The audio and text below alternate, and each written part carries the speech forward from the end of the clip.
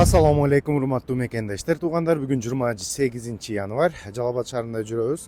Туугандар, аз сиздерге курс валюта бааларыны, обменник чогу банк басынып билип берейин.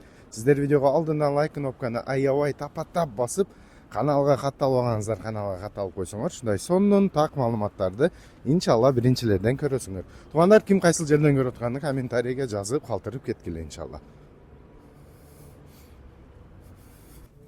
Базар обменник курс валюта басы. Туугандар, доллар 87.50, рубль 0.875 тиын, сатылышы 89 тиын туугандар.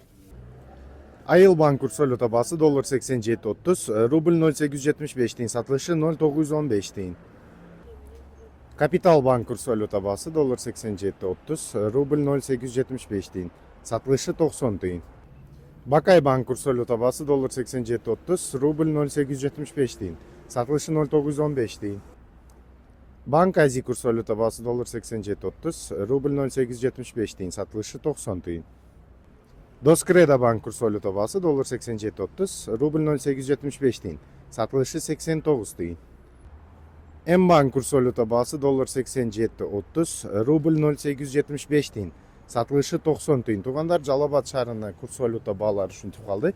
Сиздер видеоду максимумда колдоо, комментарийге кайсыл жерден көрүп атканыңарды жазып, туугандар, элдерге, группаларга ушул видеону таратып коюңуздар. Эртең мененки сааркы курс валюта ушинтип калды.